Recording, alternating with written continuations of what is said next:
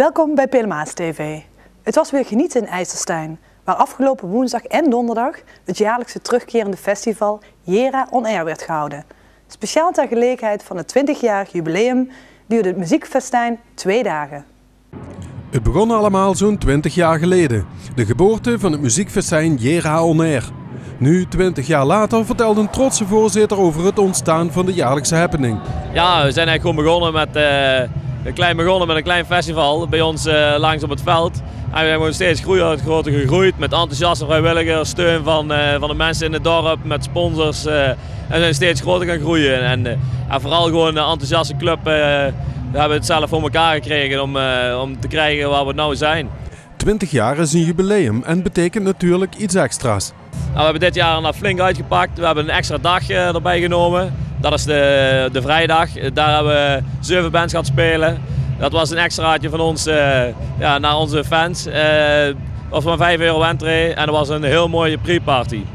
Verder hebben we nog het DJ-podium uitgebreid, grotere acts gehaald uit het buitenland. We hebben een nieuwe area geopend, het Birds Nest. Daarin hebben we een lounge area van gemaakt met DJ's en van alles erop en eraan.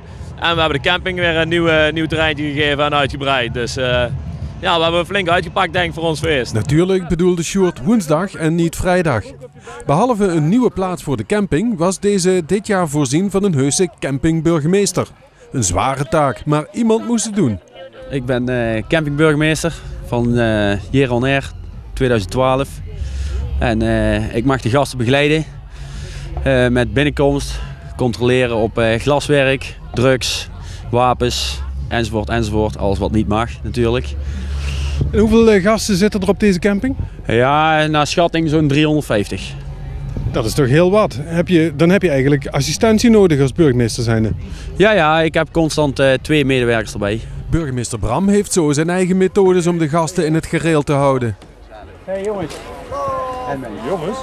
Oh, wij krijgen bier. Yeah. Alsjeblieft. Kijk. Omdat jullie nauwelijks tot geen overlast hebben bezorgd op deze schitterende camping. Is dat zo? Is deze voor jullie. Ja, nou dankjewel hè. Geniet ervan. Kijk. Als dadelijk de muziek en alles afgelopen is, wat doen die gasten dan hier op die camping? Nou, ze komen terug. Ze gaan lekker op de grond liggen en ze pakken zich een biertje erbij. En dan blijven ze gewoon hier een beetje chillen. En dan gaan ze op een gegeven moment lekker naar bed toe. En wat gebeurt er dan? Ja, wat dat er dan gebeurt, dat weet ik niet. Dat kan ik niet zien vanaf hier. Zoals bij alle grote evenementen kan ook Jera On Air niet zonder vrijwilligers. Wij hebben hier over 2 dagen meer dan 150 vrijwilligers rondlopen. Deze vrijwilligers zijn onderverdeeld over 52 posten. Deze verschillen van de catering, de bar, bonnen, entree, maar ook straatbeveiliging. En deze zijn allemaal verdeeld in blokken van 3 uur. Zodat het ook niet te lang wordt voor ze en dat ze nog mee kunnen genieten van het festival zelf. En ook de leeftijden van vrijwilligers verschillen enorm. We zitten in de leeftijden van 16 tot over de 50. Dus we zitten in alle leeftijdscategorieën met vrijwilligers. En ik ben erg blij met al onze vrijwilligers. Het vinden van voldoende vrijwilligers is zeker voor een 2-daags festival altijd een flinke klus. Net als alle verenigingen is het moeilijk om vrijwilligers te blijven vinden. Maar het is wederom gelukt, en vooral over 2 dagen. En ook nog de hele week opbouw en 2 dagen afbouw erbij. Dus ik ben meer dan tevreden.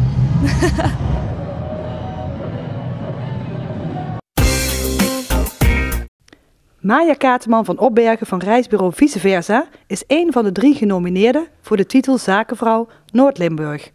Op dinsdag 22 mei vindt in het Congrespaviljoen op het Floriade-terrein de eerste editie van deze verkiezing plaats. Naast Maya zijn Chantal van Kessel van Interior By en Margot Zevenhoven van Olympia Uitzendorganisatie de 2 andere genomineerden. In Pelemaas leest u donderdag meer over deze verkiezing. De Pinksterraces op Raceway Venray aan de Peelweg 43 in IJsselstein vinden plaats op Pinkstermaandag 28 mei. De Pinksterraces worden gevolgd door het World Cup Stockcar F1 en F2 weekend op 18 en 19 augustus. Tijdens de Pinksterwedstrijden verschijnen onder meer de BRL V6-klasse, de Saloon Stockcars, de National Hot Rods en de Stockcar F1 en F2 aan de start. Tevens wordt voor de kleinste autospeedway-fans de Ukkepukke race gehouden. Ze krijgen de kans om een rondje te racen op het circuit van hun idolen. Pelemaas TV schroeft in de vakantiemaand juli het aantal uitzendingen terug. De zaterdaguitzending komt tijdens deze maand te vervallen. Na de zomervakantie presenteert Pelemaas TV een aantal nieuwe programma's. Onder meer het stellingenprogramma Godefriede Spreekt, dat op de Weekmarkt in Venray wordt opgenomen, keert dan terug op de buis. Vorig jaar ging een groep Noord-Limburgse kinderen en begeleiders een aantal dagen naar Polen.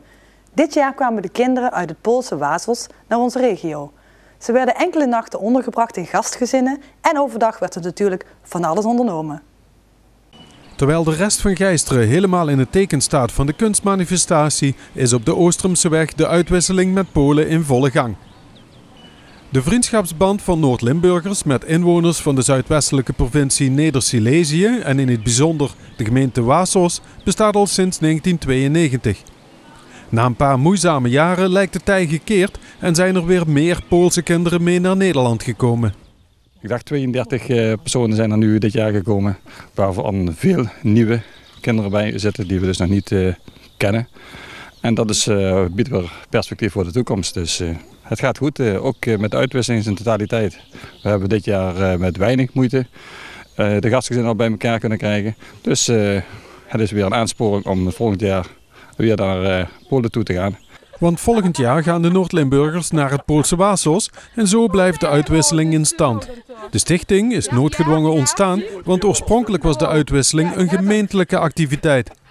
En voor 3 jaar terug zijn we dus een zelfstandige stichting moeten worden in verband met het feit dat de gemeente Meerderwansum opgegeven is en ondergebracht is onder de gemeente Horst aan de Maas en Venray. En vanuit die 2 gemeentes worden ook de kinderen ondergebracht. En dat betekent dat er nu ook kinderen bij een gastgezin in Evertsoort zijn ondergebracht, want dat dorp hoort ook bij de gemeente Horst aan de Maas. Het regelen en opzetten van activiteiten is een van de taken van Laura, die zelf ook al heel lang met de uitwisselingen meedoet. Al 10 jaar. Ik was 11 toen ik voor de eerste keer zelf meedeed, dus toen kwamen ze ook hierheen. Wat doe je nou vandaag allemaal? We hebben een speurtocht georganiseerd en proberen allemaal de spellen op de juiste plek neer te zetten. En dadelijk hebben we nog een spellenmiddag als alle groepen terug zijn. Dus een hoop geregeld, maar het is wel heel erg leuk en hopen allemaal dat lukt. De taal is voor de kinderen geen probleem. Met handen en voeten en gebruik van de Engelse taal kunnen ze gemakkelijk met elkaar communiceren. Voor de moeilijkere gevallen is er een tolk aanwezig. Nee, absoluut niet. Iedereen spreekt Engels hier, dus is geen tolk nodig. Kun je een beetje redden in de andere taal? Hoe doe je dat? Gewoon Engels praten, want verstaan eigenlijk de kinderen vooral, die verstaan het allemaal wel. Tolk is niet nodig dus? Nee, maar je hebt ook kinderen of ouders, sommigen, die Pools praten en Nederlands. De relatief kleine stichting heeft dit jaar de handen vol aan 32 Poolse en enkele tientallen Noord-Limburgse kinderen. Alle hulp en of financiële steun is daarom welkom. We bestaan nu op dit moment uit 3 bestuursleden, waarvan er dit jaar dus een nieuwe werkgroep bij is gekomen, die dus van allerhande werkzaamheden uit handen hebben genomen.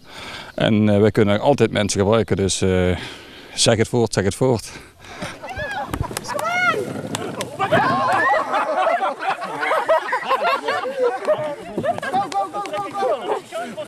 Bedankt voor het kijken en graag tot dinsdag bij Pelemaas TV.